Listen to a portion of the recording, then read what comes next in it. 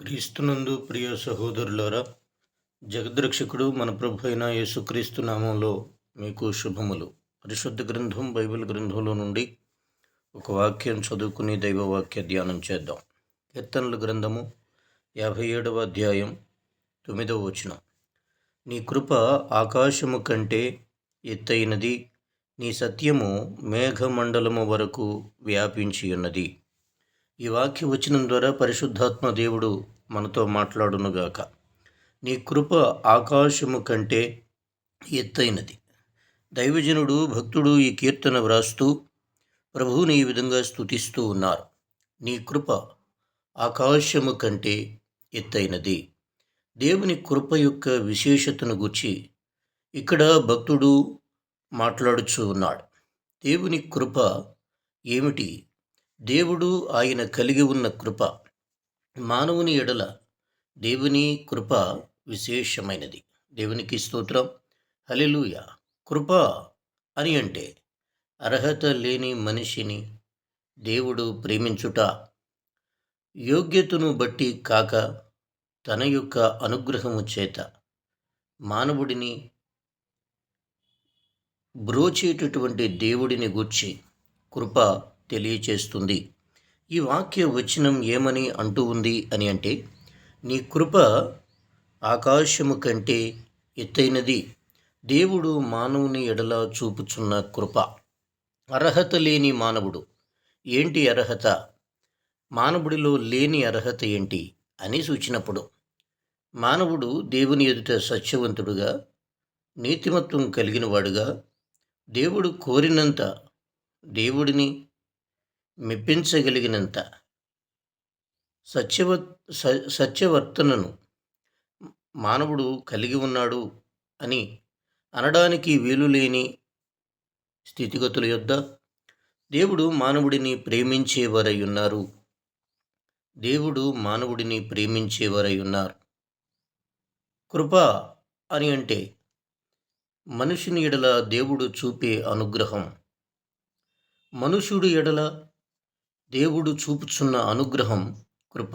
దేవునికి స్తోత్రం. మనిషిలో ఎందుకు అర్హత లేదు అని చూస్తే, మానవుడు ఎవరికో బందీగా మార్చబడినాడు. ఎవరికి మానవుడు బందీ? ఒకటి, సాతానుడి యొక్క యుక్తి చేత మానవుడు లోకానికి బందీగా, సాతానుడికి బందీగా, శరీరానికి బందీగా, జీవించుచున్న వానిగా బ్రతుకుచూ ఉండేవాడు. ఇటువంటి సాతానుకి బందీ అయిన మనుష్యుడు దేవుడి కృప పొందవలసిన వాడై ఉన్నాడు. దేవుడు మానవుని ఎడల కృప చూపుచున్న వారుగా ఉన్నారు. పరలోకమందు ఆసీనుడైన దేవుడు మానవుని ఎడల కృప చూపుచున్న దేవుడు. ఎందుకు దేవుడు మానవుని ఎడల కృప చూపుతారు అని అంటే, తన దైవత్వాన్ని భూమి మీద స్థాపించడానికి. భూమి మీద ఎందుకు దైవత్వం స్థాపించబడాలి అని అంటే, దేవునికి స్తోత్రం, మానవుడు ఎవని చేత సృష్టించబడినారో ఆ దేవుడు పేరు సత్యం. ఆ దేవుడు కృప అనే తన అనుగ్రహం చేత తన దైవత్వాన్ని మానవుని మీద ప్రకాశింపచేస్తూ ఉన్నారు. దేవునికి స్తోత్రం. దేవుడు తన దైవత్వాన్ని మానవుని మీద ఎలా ప్రకాశింపచేస్తూ ఉన్నారు? ఈ భూమి మీద మానవుడు ఎవరి చేత సృష్టించబడ్డాడు? సృష్టించినటువంటి దేవుడే మనిషిని కనికరిస్తూ ఉన్నారు. ఎందుకు దేవుడు మానవుడిని కనికరించాలి అని అంటే, శరణము అని ఎవరు దేవుడిని వేడుచూ ఉంటారో, శరణము అని ఎవరు దేవుడిని ఆశ్రయిస్తూ ఉంటారో, అటివారి ద్వారా దేవుడు భూమి మీద తన యొక్క సత్యాన్ని స్థాపించటానికి, తన నీతిని స్థాపించటానికి, తన వాక్యమును వెల్లడి చేయటానికి, తన మహిమ కలిగిన కార్యాలను వెల్లడి చేయటానికి కోరుకునే దేవుడు కృప, సత్య సంపూర్ణుడైన దేవుడు. పరలోకమందు ఆసీనుడైన వాడు కృప చూపుచున్నాడు. కృప చూపుచున్న దేవుడెవరు అనేది ప్రశ్న. దేవునికి స్తోత్రం.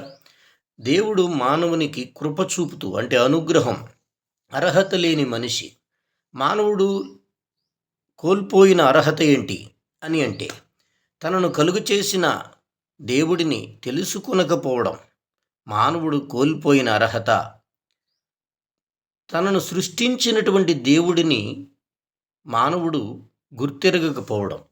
కీర్తనల గ్రంథం అంటుంది, వివేకము కలిగి దేవుడిని వెదుకువారు కలరేమోనని. యెహోవా ఆకాశము నుండి నరులను పరిశీలనగా చూచుచున్నారు. యెహోవా ఆకాశము నుండి నరులను పరిశీలనగా చూచుచున్నారు. వివేకము కలిగి దేవుడిని వెదుకువారు కలరేమోనని. యెహోవా ఆకాశము నుండి నరులను పరిశీలనగా చూచుచున్నారు. స్తోత్రం. కాబట్టి అర్హత లేని మనిషి మీద దేవుడు కృప చూపుతూ ఉన్నారు. ఎందుకు కృప చూపుతూ ఉన్నారు? అబ్రహామును మనము గుర్తించినప్పుడు, నోవహును మనము గుర్తించినప్పుడు, ఎనోషును, షేతులను గుర్తించినప్పుడు వారి యొద్దకు కృప వచ్చినది. ఏంటి ఆ కృప అని చెప్పానంటే, దేవునికి స్తోత్ర, మానవుడితో దేవుడు సహవసించాలి అని కోరుకోవడమే కృప. దేవుడు మానవుడితో నడవాలి అని కోరుకోవడం కృప. ఎందుకని అని చెప్పానంటే, ఈ భూమి సాతానుడి స్వాధీనములో ఉన్నప్పుడు, ఈ భూమి సాతానుడు చేత మోసపరచబడినదై, తన యొక్క నాయకత్వం, ఏలుబడితనం భూమి మీద ఉండడానికి వాడు మానవుడిని తనకు బందీగా చేసుకుని మత్తు, వాడిచ్చిన మత్తులో మనిషిని వాడు తన యొక్క స్వాధీనంలో పెట్టుకున్నవాడు. దేవునికి స్తోత్ర. మానవుడు సాతానుడు మత్తులో ఉన్నాడు అని చెప్తున్నా. అదే సమయంలో మనిషి అనేవాడికి ఒక గొప్ప భాగ్యం ఉంది. అది ఏంటి అని అంటే, భగవంతుణ్ణి తదేకంగా అన్వేషించే ఆ మహద్భాగ్యం, అవకాశం మనుషునికి ఉన్నది అని పరిశుద్ధ గ్రంథం సెలవిస్తూ ఉంది. ఆయనను వెదుకువారు ఆయనను కనుగొందురు. యేసును వెదకడం అనగా సృష్టికర్త అయిన దేవుడిని వెదకడం. నన్ను సృష్టించిన వారెవరు అని మనిషి భూమి మీద వెదుకుచూ ఉన్నప్పుడు వాడు ఖచ్చితంగా సృష్టికర్త అయిన దేవుణ్ణి దర్శిస్తాడు అనేది నిత్య సత్యం. కాబట్టి ఇట్టి నిత్య సత్యాలను గుర్తించి వాటిని గ్రహించవలసినటువంటి బాధ్యత ప్రతి మనిషి మీద ఉన్నది. మానవ జీవితం ఈ భూమి మీద సుఖించడానికి, ఈ భూమి మీద బ్రతకడానికి, ఈ భూమి మీద గొప్పవారం కావడానికి మాత్రమే కాదు. మానవ జీవితం దానిని అనుగ్రహించినటువంటి దేవుని చిత్తాన్ని నెరవేర్చడానికి, ఈ శరీరం అనే తంతు ద్వారా మనిషి మరొక గమ్యాన్ని చేరుకోవాలి. చేరుకునవలసిన గమ్యాన్ని చూడడానికి మనిషి దైవాన్వేషణ చేయాలి. దేవుడు మానవుని ఎడల కృప చూపుచున్నారు. ఈ కృప మనిషికి మోక్షాన్ని ప్రసాదించేది. ఈ కృప మనిషికి నిత్య జీవాన్ని గూర్చినటువంటి సత్యాలను తెలియచేసేది. ఈ కృప మనిషికి లోకరక్షకుని పరిచయం చేసేది. కనుక దేవుడి యొక్క సన్నిధానములో కృప అంటే, దేవుని యొక్క సన్నిధానములో ఈ కృప ఏంటి అని సూచినప్పుడు, మానవుడిని దేవుడు ప్రేమించడమే. మానవుడిని యేసు దేవుడు ప్రేమించడం కృప. కాబట్టి అర్హత లేని మనిషి, నాకు ఎందుకు అర్హత లేదు? ఈ అర్హత అంటే ఏంటి?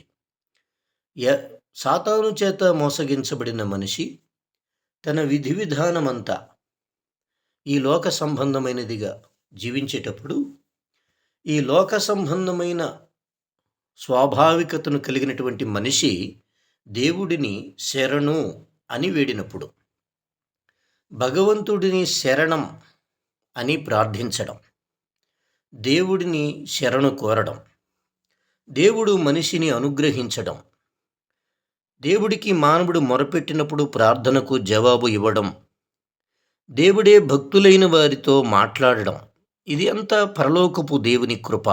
మనిషి అర్హత లేనివాడు అని అంటున్నాం. ఎందుకు మనిషికి అర్హత లేదు? అబ్రహాముతో మాట్లాడిన దేవుడు అబ్రహాము దేవునితో మాట్లాడాడా? దేవుడు అబ్రహాముతో మాట్లాడారా అని సూచినప్పుడు దేవుడు అబ్రహాముతో మాట్లాడారు. దేవుడు అబ్రాముతో ఎందుకు మాట్లాడారు? అది దాని పేరే కృప. మనిషిని దేవుడు ప్రేమించి మానవుడిలో ఏదో సుగుణాన్ని చూడాలని కోరుకున్న దేవుడు ఒక్కొక్క వ్యక్తి యొక్క గుణలక్షణములను బట్టి మనుషుని యొద్దకు దేవుడు వస్తూ ఉన్నారు. అబ్రహాములో ఏమి చూసి దేవుడు వచ్చారు అని అంటే అది దేవుడే చెప్తే తెలుసుకునే సద్విషయం.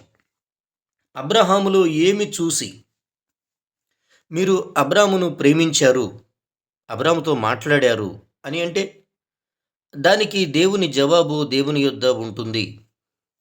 కాబట్టి మనుషునిలో ఏదో సుగుణం దేవుడిని ఆకర్షించింది. ఆ ఆకర్షించిన సుగుణం మానవుడితో దేవుడు మాట్లాడేటట్లు చేసింది. అయితే కృప మానవుడిని చూస్తూ ఉంది. పరలోకపు దేవుని కృప మానవుడిని చూస్తూ ఉంది. ఒక మాటగా చెప్పాలి అనంటే దేవుడు మానవుని ఎడల కలిగి ఉన్న విశేషమైన సంకల్పాలలో భాగంగా ఈ కృప అనుగ్రహించబడుతూ వస్తూ ఉంది. అంతే మాత్రమే కాకుండా దేవుడు కలిగి ఉన్న వాత్సల్యతకు మరో రూపమే కృప. దేవుడు మానవుని ఎడల కలిగి ఉన్న వాత్సల్యంలో భాగమే కృప. స్తోత్రం, హల్లెలూయా. తాను మనిషిని సృష్టించినందుకు, దేవుడు మనిషిని సృష్టించినందుకు ఈ మనిషి ఎడల దేవుడు కృప కలిగిన వారై ఉన్నారు. మానవుడి ద్వారా దేవుడు ఏవో చెయ్యాలని కోరుతూ ఉన్నారు. మానవుడిని ఉపయోగించి దేవుడు ఏవో తెలియచేయాలని కోరుతూ ఉన్నారు. భూమండలమందు మనుష్యుడిని సృష్టించినటువంటి దేవుడు ఈ మానవుడి ద్వారా దేవుడు ఏమి చేయాలని కోరుచూ ఉన్నారో అట్టి వాటన్నిటి నిమిత్తమై, దేవుడు చేయగోరిన వాటి నిమిత్తమై కృప కలిగిన వారుగా ఆయన మానవునితో సంచరిస్తూ ఉన్నారు. ఆయన కృపను బట్టి మనిషిని సందర్శిస్తూ ఉన్నారు. కనుక అర్హత లేని మనిషి దేవుని యొక్క అనుగ్రహాన్ని పొందడం కృప అని అయితే, కోల్పోయిన అర్హతను తిరిగి మరలా ప్రసాదించుట కృప యొక్క ఔన్నత్యం, దేవుని యొక్క ఔన్నత్యం. కనుక మనిషి తిరిగి మరల దేవుడిని సంతోషపెట్టగలిగిన వ్యక్తిగా మార్చబడడానికి కృప గొప్ప ఆధారమై ఉన్నది. కనుక వాక్యం మనకేమని తెలియచేస్తూ ఉంది అనంటే, దేవుడు మానవుని ఎడల చూపిన కృప ఆకాశమంత ఎత్తైనది. కనుక ఆకాశమంత ఎత్తైన దేవుని కృపను మానవుడు గుర్తిస్తే నిశ్చయంగా ఆ దేవుడు అనుగ్రహించే రక్షణను ఎలాగూ విస్మరించేవానిగా ఉంటాడు. మానవుడు ఏం వెతుకుతూ ఉన్నాడు? ముక్తిని వెతుకుతూ ఉన్నాడు. మానవుడు ఏం వెతుకుతూ ఉన్నాడు? భగవంతుని యొక్క ఆరాధనను వెతుకుతూ ఉన్నాడు. ఆరాధన, భక్తి పరాకాష్ఠ ఏంటి? భక్తి అనేది ఎక్కడి నుండి ఉద్భవించింది అని అంటే కృతజ్ఞత యొద్ద నుండి ఉద్భవించినది భక్తి. మానవుడు తనకు కలిగిన సమస్తము ఎడల చూపే కృతజ్ఞత భక్తికి కారణం. ఈ భక్తి ఇంకా ఏం చేస్తుంది అని చెప్పినంటే, భగవంతుడిని కనుగొను వరకు అది ప్రయాణించుచున్నది, ప్రయాణించవలసినది అని వేదం చెప్తుంది. భగవంతుడిని కనుగొను వరకు, దేవుడిని కనుగొను వరకు ఈ భక్తి కొనసాగాలి. ఇది ఎక్కడో ఆగిపోయేది కాదు. అపవాది మొత్తులో మనిషి చేరవలసిన గమ్యస్థానాలు చేరుకొనని వానిగా ఉంటూ ఉన్నాడు. అపవాది మొత్తు ఏంటి? అపవాది మొత్తు దేవునికి స్తోత్రం. చేరుకునవలసిన గమ్యస్థానాలను మనుషుడు చేరుకోలేకపోవడానికి అపవాది యొక్క మొత్తు ఏంటి అని చెప్పి అనంటే దేవునికి స్తోత్రం. మనిషి తన యొక్క భక్తి విధానాలు, తన సాంప్రదాయాలలో అతను తాను సత్యవంతుడు అని భావిస్తూ ఉంటాడు. కానీ మానవుల అందరి ఎదుట వారు కలిగి ఉన్న భక్తి విధానాలు ఏవైతే ఉన్నాయో అవి సత్యవంతుడైనటువంటి దేవునిని చేరుకోవటానికి మార్గాలై ఉన్నాయి అని కూడా చెప్పుచూ రావడానికి గల కారణం వారి అన్వేషణ కొనసాగింపు క్రీస్తు దర్శనమవుతుంది. వారి అన్వేషణ కొనసాగింపు క్రీస్తు దర్శనం, యేసు దర్శనం అవుతుంది. రక్షణ అని అంటే నశించిపోయే ఆత్మను కాపాడుకోవడం. రక్షణ అని అంటే నశించిపోయే ఆత్మను కాపాడుకోవడం. ఆత్మకు నాశనం లేదు అని అనే పెద్ద మనుషులకు ఆ ఆత్మను దుర్కర్మలకు, చెడ్డ క్రియలకు, చెడ్డ కర్మలకు ఆత్మను ఉపయోగించటం వలన ఏ దేహి తన దేహముతో తన ఆత్మను అపవిత్రపరుస్తాడో ఆ అపవిత్రత పోగొట్టబడడానికి అతడు శిక్షింపబడవలసి వస్తుంది. ఈ ఆత్మ మంచి కర్మలను చేస్తే అది పుణ్యగతులను పొందడం, దుర్కర్మలను చేస్తే అది అధో లోకాలకు పోవడం సత్యవేదాలు తెలియచేసే వాక్య సత్యాలు. కనుక మానవుడు దేవుడు అనుగ్రహించే రక్షణను పొందుకోవాలి అని అంటే కృప అంటే ఏంటో తెలుసుకోవాలి. మానవుని ఎడల దేవుడు కృప చూపుచూ ఉన్నారు. ఆయనను వెదుకువారు ఆయనను కనుగొందురు. కృప అంటే దారి తప్పినటువంటి మనిషిని తిరిగి దారిలోనికి నడిపించటం. కనుక దేవుని వాక్యం ఏమని సెలవిస్తూ ఉంది అనంటే, భూమి మీద మానవుడు తన మార్గాన్ని చెరిపివేసుకునినాడు. సాతానుడికి మానవుడు దాసుడుగా ఉన్నాడు. లోకానికి మానవుడు దాసుడుగా ఉన్నాడు. శరీరానికి మనిషి దాసుడుగా ఉన్నాడు. ఈ మూడింటిలో ఉన్నటువంటి మనిషి ఎడల భగవంతుడు కృప ఎందుకు చూపుతున్నారు అనగా, కృప అంటే ఏంటి సురేష్ బాబు అని అంటే, పంటికి పన్ను కంటికి కన్ను అని అనకపోవడం పేరే కృప. స్తోత్రం. కంటికి కన్ను పంటికి పన్ను అని అననటువంటి దేవుడు ఎందుకని అలా అనడం లేదు? దుష్ట శిక్షణ, శిష్ట రక్షణ. దుష్టులను శిక్షిస్తూ శిష్యులను రక్షిస్తూ వస్తే భూమి మీద దుష్టులు ఎవరు, శిష్టులు ఎవరు అని చూస్తూ వస్తే నిజంగా అవి చాలా ఆశ్చర్యాన్ని కలిగించే విషయాలు.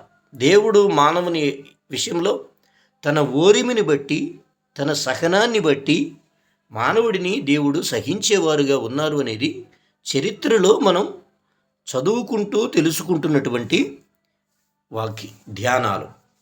అయితే మానవుడిని శిక్షించటం, మానవుడిని రక్షించటం, ఆ పరలోకపు సంగతులు దేవుడు లెక్కలను పసిగట్టి తెలుసుకునేటటువంటి ప్రక్రియ మనది అని చెప్పడం లేదు. కానీ దేవుడు మాత్రం కృప కలిగిన వారు. ఆయన తన కృపచేత మానవుడిని రక్షిస్తూ ఉన్నారు. తన రక్షణ కౌగిలికి మానవుడు రావాలని దేవుడు కోరుతూ ఉన్నారు. స్తోత్రం. లేదు, దేవుని రక్షణ కౌగిలికి మానవుడు రావాలి అని దేవుడు కోరుతూ ఉన్నారు. మరి మనిషి వస్తున్నాడా, రాలేకపోతున్నాడా అని చూస్తే దేవుని కృప ఆకాశమునంటుచున్నది. దేవునికి స్తోత్రం. హల్లెలూయా. కనుక మనం మంచి చేస్తేనే ఈ సౌఖ్యాన్ని కలిగి ఉన్నామా? మనం నీతిమంతుల్లో మగుట వలన అనుభవిస్తున్నటువంటి ఈ భోగభాగ్యాదులన్నిటికీ కారణమా అని అంటే అది ఎంత మాత్రమూ కాదు. సత్యం ఎదుటకు వచ్చినప్పుడు మన నీతి ఏపాటిది, మన సత్యం ఏపాటిది అయినను ఈ భూమండలమును ఈ విధంగా కొనసాగించుచున్న పరమాత్ముని యొక్క చిత్తం ఏమిటి, ఆయన యొక్క ఉద్దేశం ఏమిటి అని చెప్పానంటే, దేవుడి యొక్క సహనం, దేవుని యొక్క ఆధిపత్యం మానవ ఊహకు అందనంత ఉన్నతమైనది. ఆ ఉన్నతమైనటువంటి దేవుని యొక్క ప్రణాళికలు ఎలాగ ఉంటాయి అని అంటే, మనిషికి దేవుడు ఎంత అవకాశం ఇవ్వాలో అంత అవకాశం ఇస్తారు. మనిషికి దేవుడు ఎటువంటి విధంగా అతనిని సహించాలో, అతనికి అతని విషయంలో నడుచుకోవాలో ఆ విధంగా నడుచుకుంటూ ఉంటారు.